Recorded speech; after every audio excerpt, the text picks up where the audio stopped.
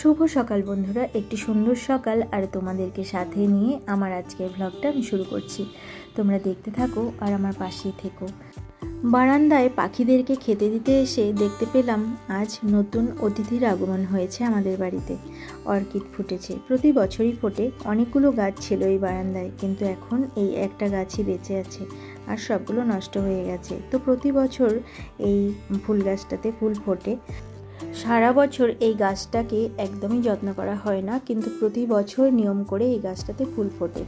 তো এবছরও তার অন্যথা হয়নি, খুব সুন্দর একটা ফুল ফুটেছে আর একটা বেরিয়েছে কুড়ি আরেকটা ডালে, কিন্তু সেটা হয়তো কয়েকদিন দেরিতে ফুটবে।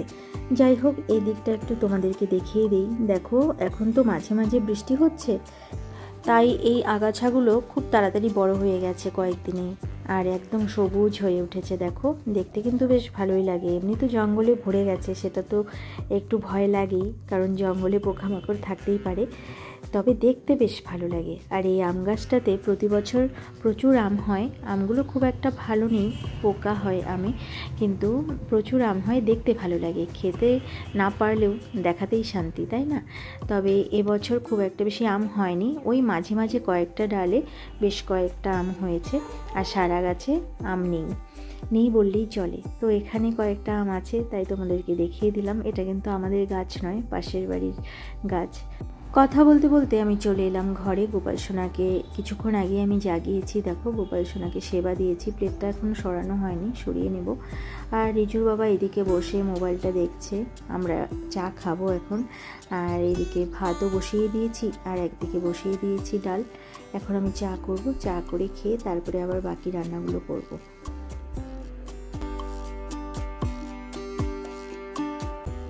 চা খেয়ে আমি আবার চলে এসেছি রান্নাঘরে। এখন আমি মাছের ঝোল করছি। অল্প ট্যাংরা মাছ ছিল ফ্রিজে, সেটাই করে নিচ্ছি। আর বাকি রান্নাও করব, কি করব এখনও ঠিক করিনি। এক এক করে সবজি কাটবো আর রান্না চাপাবো। তো যাই হোক, দেখো এখানে ট্যাংরা মাছগুলো আমি ভেজে নামিয়ে রেখেছি। এই দেখো, খুবই সামান্য পরিমাণে। মাছের ঝোলটা আমি আগে করে নিয়ে তারপরে বাকি রান্নাগুলো এক এক করে করব।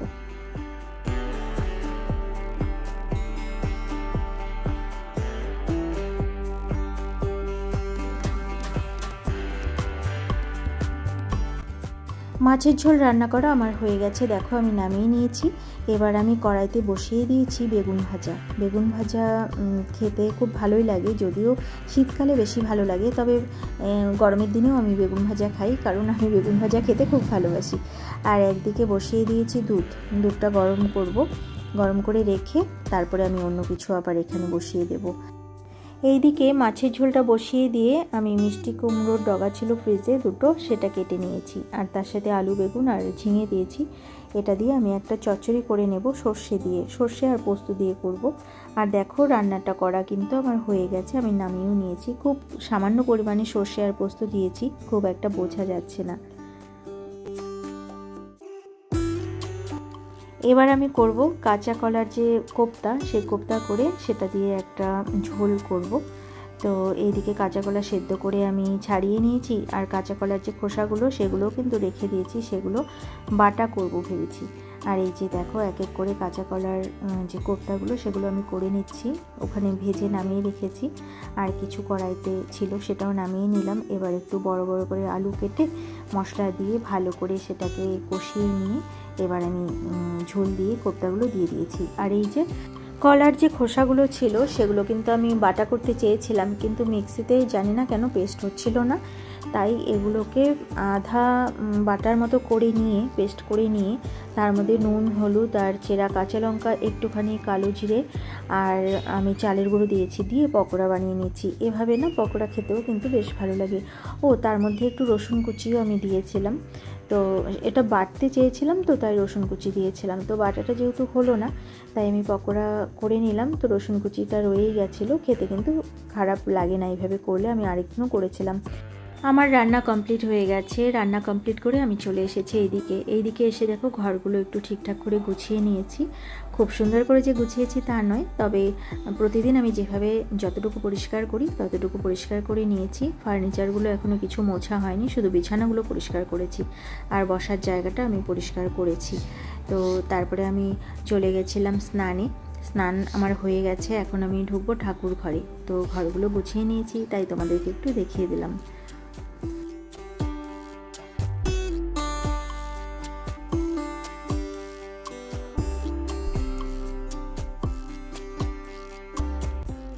এবার আমি ফুলের ঝুড়িটা নিলাম, নিয়ে চলে যাব ছাদে ফুল আনতে। আর সকালে খুব একটা রোদ ছিল না, এখন প্রচণ্ড রোদ উঠে গেছে। দিদি এখনও আসেনি। ঘরের একদিকে আমি ঝাড় দিয়ে নোংরাগুলো একপাশে করে রেখে দিয়েছি, পুরো ঘর ঝাড় দিইনি, মানে পুরো ঘরই দিয়েছি কিন্তু একদিকে করে রেখেছি, দিদি এসে পরিষ্কার করে নেবে। আমি তাড়াতাড়ি ঠাকুর পুজো দিয়ে দেবো। সকালে গোপাল সোনাকে তো পুজো দেওয়া হয়েছে, একবার সেবা দেওয়া হয়েছে, কিন্তু এখন তো অনেকটাই বেলা হয়ে গেছে। আর আমাদের গোপাল সোনা যেহেতু 9টার সময় স্নান করেন, 9টার সময় তাকে স্নান করানো হয়, 9:30টায় তাকে সেবা দেওয়া হয়। তো আজকে অনেকটাই দেরি হয়ে গেল, যেহেতু রিজুর বাবা পুজো দেয়নি, আজ আমি পুজো দিচ্ছি। তো রান্নাবান্না শেষ করে তারপরে আমি স্নান করে ঠাকুর ঘরে ঢুকেছি। আর এই ফুলগুলো অনেক দিন থেকেই ফুটেছে, আমি ভেবেছি তোমাদেরকে দেখাবো, আর ছাদে আসা হয় না, তোমাদেরকে দেখানোও হয় না। দেখো কি ভালো লাগছে দেখতে। আর আজ অনেক জবা ফুল ফুটেছে, সেগুলোই একটু তোমাদেরকে দেখিয়ে দিলাম। আমার ছাদ বাগান এমনি আমার ভিডিওতে তোমরা সবসময়ই দেখো, অনেক দিন আসি না ছাদে, তাই আর ইদানিং দেখানো হচ্ছিল না। তো এই ফুলগুলো ফুটেছে, ভাবছিলাম যে দেখাবো, তো আজ যেহেতু এসেছি ছাদে তাই দেখাচ্ছি তোমাদেরকে। বেশ ভালো লাগছে দেখতে। ওইদিকে আছে সাদা গোলাপি, আর এখানে আছে বেগুনি রং, পানার ফুলের যে রংটা হয় সেই রংটা। আর এখানে দেখো বেলি ফুল ফুটেছে আমার গাছে। এই যে দেখো কতগুলো ফুল আবার নষ্ট হয়ে গেছে, অনেক দিন হলো ফুটেছে, তো নষ্ট তো হবেই, খারাপ তো হবেই, তাই না? আর এই যে পিটুনিয়াগুলো কিন্তু এখনও ফুটছে। গরমকালে এগুলো খুব একটা ফোটে না, যেহেতু গাছগুলো পরে লাগানো হয়েছিল, তাই এখনও ফুটছে সেইগুলো।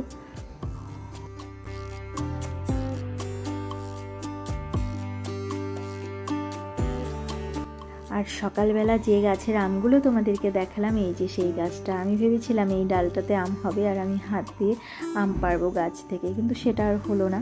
আম এই ডালে হয়নি, হয়েছিল সেগুলো ঝরে পড়ে গেছে। যাই হোক, আমি চলে এলাম ঘরে। এবার আমি ঠাকুর পুজো দিয়ে নিই, তারপর আবার তোমাদের সঙ্গে কথা বলছি। এবার দরজাটা বন্ধ করে দিয়ে আমি চলে যাব বারান্দায়। ছাদের উপরে এত রোদ লাগছিল গায়ে যে আমি আর থাকতে পারছিলাম না, সেখানে তুলসী পাতা তোলা হয়নি। তো বারান্দায় আমার যে তুলসী গাছগুলো আছে, সেই গাছ থেকে আমি কয়েকটা তুলসী পাতা তুলে নেব। দেখো বন্ধুরা, আমার তুলসী পাতা তুলে, ফুল তুলে সব কিছু করে পুজো দেওয়া কিন্তু হয়ে গেছে। গোপাল সোনাকে একটু তোমাদেরকে দর্শন করিয়ে দিচ্ছি। আর প্রসাদটা তো আমি এখনই দিয়েছি, তাই তুললাম না। 2-3 মিনিট পরে আমি ঠাকুর ঘরে এসে প্রসাদ তুলে গোপাল সোনার মুখ মুছিয়ে দেবো। এবার আমি চলে এলাম বেডরুমে। এই যে জামা কাপড়গুলো দেখছো, এগুলো কিন্তু কাল আমি তুলে রেখেছিলাম বারান্দা থেকে, সেগুলো শুকিয়ে গেছিলো, কিন্তু ভাঁজ করা আর হয়নি। এবার আমি এগুলোকে গুছিয়ে নেব, তারপরে আমরা খাওয়া দাওয়া করব। আর রিজু পড়তে বসেছে, ওর বাবা পাশেই শুয়ে ওর পড়াটা দেখছে।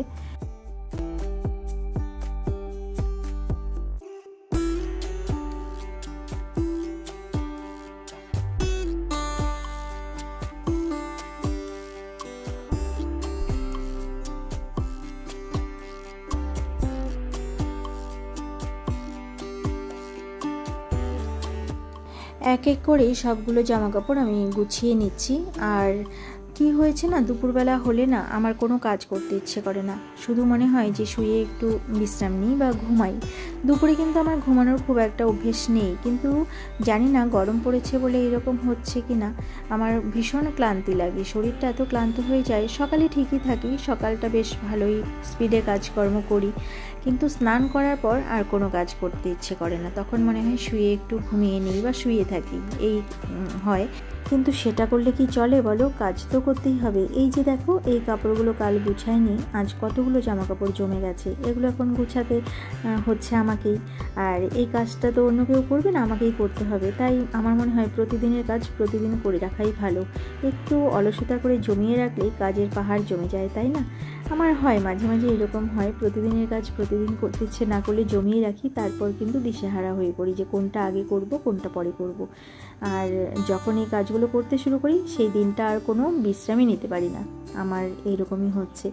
আর এখন তো নাচের প্রোগ্রামগুলো সব হচ্ছে, তাই বিকেলবেলাটাও অতটা সময় পাই না, বিশ্রাম নেওয়ার তো সময় পাই না, কাজ করারও সময় পাই না, নাচের ক্লাসে বা রিহার্সেলে যেতে হয়।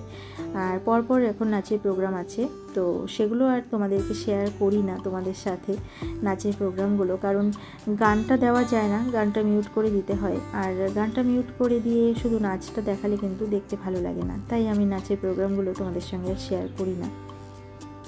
যাই হোক বন্ধুরা, তোমাদের সঙ্গে কথা বলতে বলতে দেখো জামা কাপড়গুলো আমার গুছানো হয়ে গেছে, এবার এগুলো জায়গা মতো রেখে দিলাম। আর বন্ধুরা, তোমাদের সঙ্গে দেখা করছি বিকেলে, কারণ এখন একটু খাওয়া দাওয়া করে বিশ্রাম নিতে হবে। তার আগে মেকআপের জিনিসগুলো একটু গুছিয়ে রাখি। বললাম না নাচের প্রোগ্রাম চলছে, আরেকটা নাচের প্রোগ্রাম আছে, তো এই কারণে আমি জিনিসগুলো গুছিয়ে রাখছি, বিশেষ করে মেকআপ ব্রাশগুলো, তা না হলে তখন হাতের কাছে পাই না। আর তাড়াতাড়ি মেকআপ করার সময় কোথায় যে কোনটা ঢুকিয়ে রাখি কোন প্যাকেটে, সেটা আর মনে থাকে না পরে। আর একটা জিনিস বের করতে গেলে সমস্ত জিনিস ব্যাগের থেকে বের করে বিছানার মধ্যে এলোমেলো করে রেখে দিই। যাই হোক বন্ধুরা, তোমাদের সঙ্গে দেখা করছি তাহলে একবারই বিকেলে। এখন খাওয়া দাওয়া করে একটু বিশ্রাম করে নেব।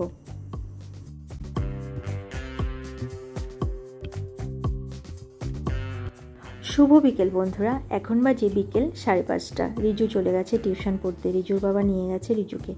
আর আমি একটু শুয়েছিলাম, উঠে এখন জানালার ধারে দাঁড়িয়ে আছি। জানালাটা বন্ধ করতে এসেছিলাম, তো বাইরের দিকটাতে তাকিয়ে চোখটা আটকে গেল। এতক্ষণ খুব হাওয়া হচ্ছিল, এখন হাওয়াটা কমে গেছে, মনে হচ্ছিল যেন ঝড় হবে, বৃষ্টি নামবে। তো ঝড় বৃষ্টি কিছুই নেই, শুধু হাওয়া হয়েছে কিছুটা, তো এখনও হচ্ছে হালকা। ভালো লাগছে বেশ জানালার ধারে দাঁড়িয়ে থাকতে আর বাইরের দিকটা দেখতে। কিন্তু এখন ইচ্ছে হলেও এখানে বেশিক্ষণ দাঁড়িয়ে থাকা যাবে না, কারণ আমাকে এখন করতে হবে রুটি আর তরকারি। রিজুর বাবা বলেছে আজ সন্ধেবেলা রুটি তরকারি খাবে, তো সেটাই এখন থেকে রেডি করব। আবার ক্লাসে যাব, তা নাহলে ক্লাসে দেরি হয়ে যাবে।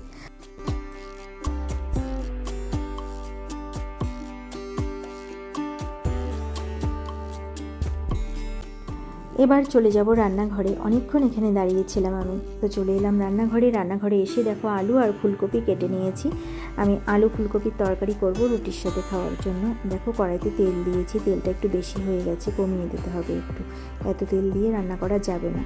তো দেখো তেলটা কমিয়ে দিয়ে তেলের মধ্যে কালো জিরে ফোড়ন দিয়ে আমি ফুলকপি আর আলুটা কড়াইতে দিয়ে দিয়েছি।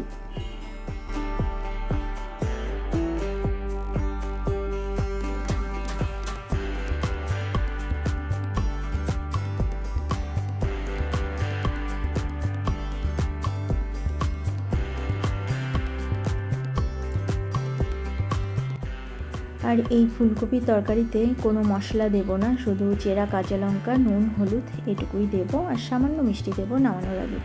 তো দেখো এইভাবে আমি লঙ্কা কাটা তরকারি করে নেব আলু ফুলকপির। এটা করে নিয়ে তারপরে আমি রুটিটা করব।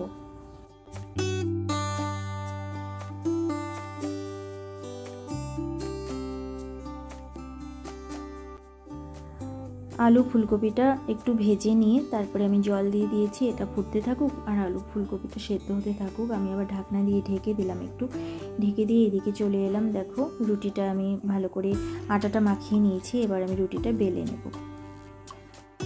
রুটি তরকারি করতে করতেই রিজু কিন্তু টিউশন থেকে চলে এসেছে। আর ওর হাতে দেখো কি, আসলে রবীন্দ্র জয়ন্তীতে আমার শ্বশুরবাড়ির ওখানে একটা ক্লাবে অনুষ্ঠান হয়েছিল, সেখানে গানের প্রতিযোগিতা হয়েছিল, ও নাম দিয়েছিল, গান করেছিল, তাই ও ফার্স্ট হয়েছে ওখানে, সেই প্রাইজটা আজ দিয়েছে ওকে।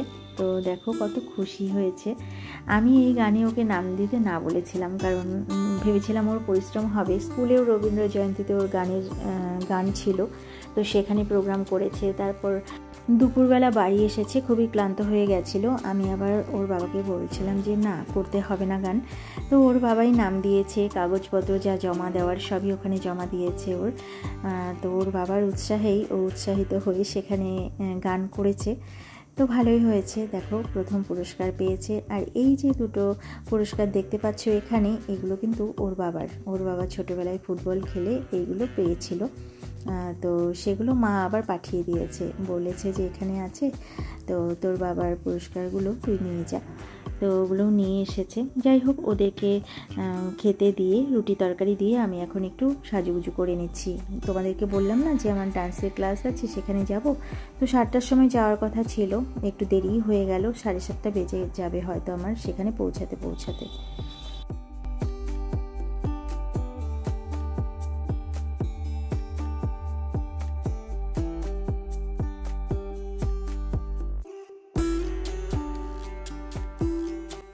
বন্ধুরা, আমি কিন্তু এখন নাচের ক্লাস থেকে চলে এসেছি বাড়িতে। আর দেখো, এসে দুধ বসিয়েছি একদিকে বসিয়েছি চা। আর আমি তখন রুটি তরকারি বানিয়েছিলাম, আমি কিন্তু খাইনি, খাওয়ার সময় ছিল না। এখন আমি খেয়ে নেব রুটি তরকারি আর তার সাথে চা। আর আজকের ব্লগটা আমি এখানেই শেষ করছি। আবার অন্য কোনো দিন অন্য কোনো নতুন ব্লগ নিয়ে তোমাদের সামনে হাজির হয়ে যাব। ততক্ষণের জন্য তোমরা ভালো থেকো, সুস্থ থেকো আর হাসি খুশি থেকো। আমার এই ব্লগটা যদি তোমাদের ভালো লেগে থাকে তাহলে একটা লাইক করে দিও। আজকের মতো এখানে আসছি, ভালো থেকো তোমরা সবাই।